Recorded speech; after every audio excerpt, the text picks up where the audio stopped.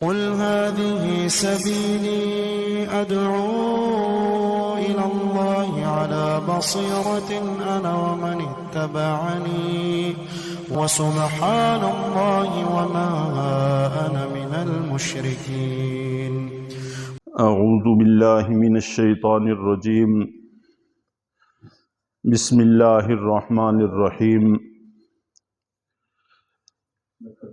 وَأُمَّهَاتُكُمُ اللَّاتِي أَرْضَعْنَكُمْ، اور تمہاری وہ مائیں جنہوں نے تم کو دودھ پلایا ہے. وَأَخَوَاتُكُمْ مِنَ الرَّضَاعَةِ، اور تمہاری رضائی بہنیں، ان کے ساتھ بھی نکاح جائز نہیں ہے. رضاعت کے حوالے سے تھوڑی سی گفتگو کل بھی ہوئی تھی. تو اگر کوئی خاتون کسی بچے کو دودھ پلائے تو اس کو راز میں نہیں رکھنا چاہیے، اس کی تشہیر کرنی چاہیے. جیسے نکاح کے معاملے میں حکم یہی ہے کہ اگر آدمی نکاح کرتا ہے تو اس کی تشہیر ہونی چاہیے. اس کو پردے میں رکھنا، راز میں رکھنا، یہ درست نہیں ہے. اسی طرح اگر کوئی خاتون دودھ پلا چکی ہیں تو اس کو چاہیے کہ اس کو راز میں نہ رکھے، بلکہ اس کی تشہیر کریں کہ اس کے ساتھ حلت اور حرمت کا تعلق ہے. چنانچہ نبی پاک صلی اللہ علیہ وسلم کے زمانے میں دو لوگوں کا آپس میں نکاح ہوا، اور نکاح کے بعد وہ زندگی گزار رہے تھے. تو ان کے گھر میں ایک خاتون آئیں اور انہوں نے ان کو دیکھا اور دیکھ کر کہنے لگیں کہ تم دونوں کو تو میں نے دودھ پلایا ہے. تو یہ معاملہ نبی پاک صلی اللہ علیہ وسلم کی خدمت اقدس میں پیش کیا گیا. تو آپ نبی پاک صلی اللہ علیہ وسلم نے تفریق کا حکم دیا کہ ان کے درمیان میں تفریق کرا دی جائے، اس لیے کہ وہ رضائی بہن بھائی ہیں، ان کا آپس میں رشتہ قائم ہو گیا ہے. تو اگر تشہیر ہو تو پھر اس طرح کی غلطیاں وجود میں نہیں آتی. اور دوسری بات اس میں اہم یہ ہے کہ جس بچے نے دودھ پیا ہے، تفصیل میں جائے بغیر اگر اتنا سا نکتہ ہمارے ذہن میں رہ جائے تو مسائل کو سمجھنا کافی آسان ہو جائے گا کہ جس بچے نے دودھ پیا ہے اس بچے کا رشتہ قائم ہوتا ہے دودھ پلانے والی ماں کے ساتھ بھی، اور اس کی ساری اولاد کے ساتھ بھی، اور دودھ پلانے والی کے شوہر کے ساتھ بھی، اس کے بہن بھائیوں کے ساتھ، سب کے ساتھ رشتہ قائم دودھ پینے والے بچے کا قائم ہوتا ہے. دودھ پینے والے بچے کے جو باقی بہن بھائی ہیں ان کا رشتہ ان سے قائم نہیں ہوتا. چنانچہ ان کے ساتھ نکاح جائز ہے، اس میں کوئی حرج کی بات نہیں ہے. تو اس بات کو میں دوبارہ دہرا دیتا ہوں، تفصیل میں جائیں گے تو بات ہو سکتا ہے الجھ جائے، کہ جس بچے نے دودھ پیا ہے اس بچے کا دودھ پلانے والی ماں سے اور اس کی ساری اولاد سے اور اس کے رشتہ داروں سے ناطہ قائم ہوتا ہے، رشتہ قائم ہوتا ہے، رضاعت کا تعلق قائم ہوتا ہے. دودھ پینے والے بچے کے باقی بہن بھائیوں کا کوئی ناطہ قائم نہیں ہوتا. چنانچہ باقی بہن بھائی اگر ان سے نکاح کرتے ہیں دودھ پلانے والی عورت کے بچوں سے تو اس میں کوئی حرج کی بات نہیں ہے. چنانچہ نبی پاک صلی اللہ علیہ وسلم کے زمانہ میں حضرت عائشہ صدیقہ رضی اللہ تعالی عنہا سے بھی منقول ہے،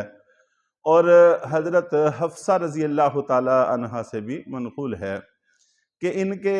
رضائی چچا ان کو ملنے کے لیے آئے.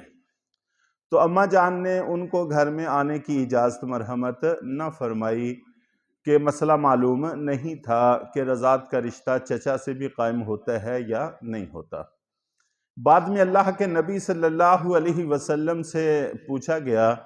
تو آپ نے فرمایا کہ رضائی چچا بھی حقیقی چچا کی طرح ہے، چنانچہ اس کو آنے کی اجازت دے دینی چاہیے، ان سے کوئی پردہ نہیں ہے. تو دودھ پینے والے کا سب کے ساتھ ناطہ قائم ہو جاتا ہے، چاہے وہ دودھ پلانے والی عورت کے بہن بھائی ہوں، چاہے دودھ پلانے والی عورت کے شوہر کے بہن بھائی ہوں، چاہے دودھ پلانے والی عورت کی اولاد ہو، ان کے ساتھ اس کا ناطہ قائم ہوتا ہے۔ اور نبی پاک صلی اللہ علیہ وسلم سے یہ بھی پوچھا گیا کہ اللہ کے نبی، جس عورت کا آدمی دودھ پی لیتا ہے، بچہ دودھ پی لیتا ہے، وہ ماں بن جاتی ہے، اس کا حق کیا ہے؟ تو آپ نبی پاک صلی اللہ علیہ وسلم نے ارشاد فرمایا کہ اس کے ساتھ احسان کے ساتھ پیش آئے، حسن سلوک سے پیش آئے، اور ماں کے پورے حقوق اس کو ادا کرے، اس کو دینے کی کوشش کرے، تو پھر ہی یہ اپنی ذمہ داری سے سب کو دوش ہو سکتا ہے۔ اور اسی طرح یہ دودھ پلانے اور پینے سے آپس میں اخوت، بھائی چارہ اور مساوات وجود میں آتی ہے، اور یہ شریعت کا بڑا ہی خوبصورت اور احسن حکم ہے، تو اس کو بھی اچھی طرح سے سمجھنے کی ضرورت ہے۔ عام طور پر امیر گھرانوں کے بچے غریب خواتین کا دودھ پیتے ہیں، تو امیر اور غریب کی آپس میں تفریق ختم ہوتی ہے کہ غریب عورت کے سارے بچے اس امیر کے بہن بھائی بن جاتے ہیں، آپس میں ملنے جلنے کا موقع ملتا ہے، اخوتیں محبتیں وجود میں آتی ہیں، مساوات وجود میں آتی ہے۔ چنانچہ غزوہ حنین کے موقع پر اللہ کے نبی صلی اللہ علیہ وسلم کے پاس آپ کی دودھ پلانے والی والدہ تشریف لائیں یا آپ کی رضائی بہن تشریف لائیں، تو اللہ کے نبی صلی اللہ علیہ وسلم نے اپنی چادر مبارک اتار کر اس کو زمین پہ بچھایا اور پھر اس چادر کے اوپر ان کو بٹھایا۔ بعد میں صحابہ کرام نے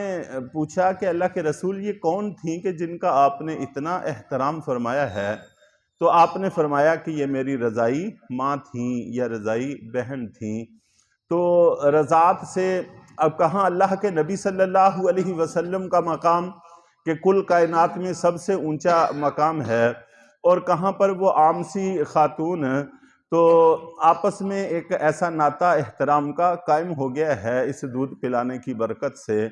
تو یہ شریعت کا بڑا احسن اور خوبصورت حکم ہے،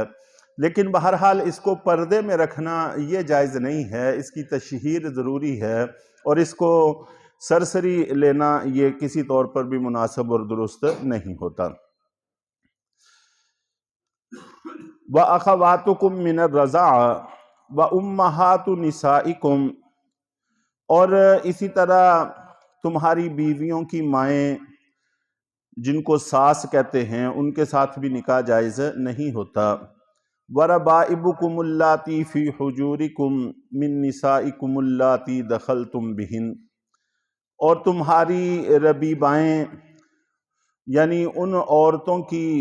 بیٹیاں جن سے تم نے خلوت اور تنہائی اختیار کر لی ہے،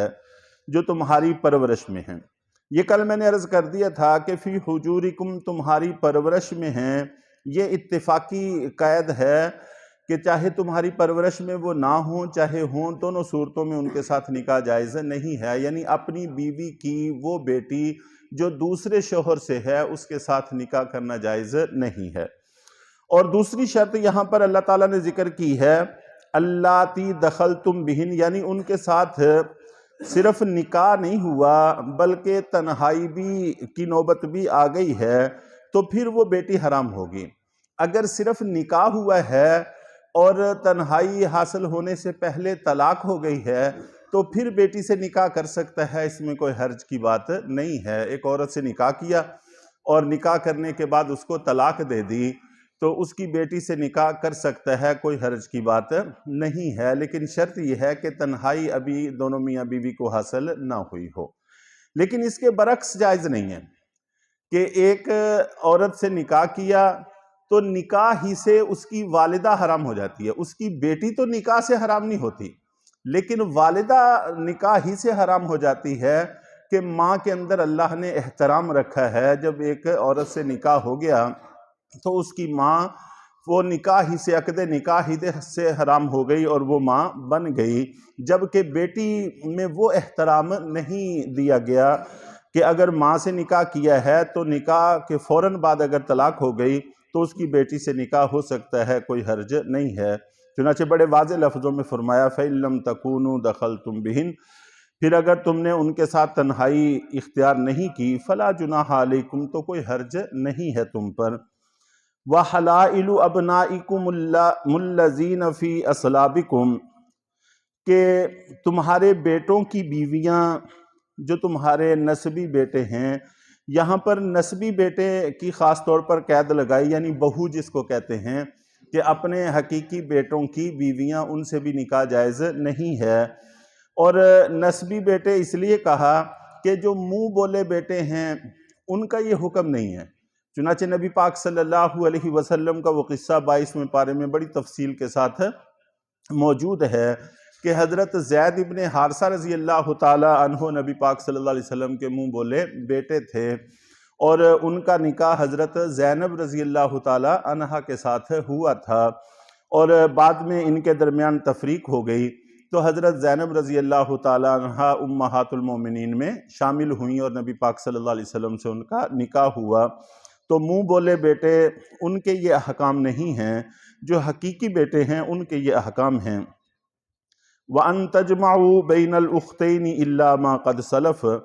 اور دو بہنوں کو ایک ہی عقد میں جمع کرنا یہ بھی درست نہیں ہے، کہ دو بہنیں نکاح میں رکھی ہوئی ہیں یہ جائز نہیں ہے. اللہ کے نبی صلی اللہ علیہ وسلم کو جب بھی کہیں اس کی اطلاع ملی آپ نے تفریق کروا دی.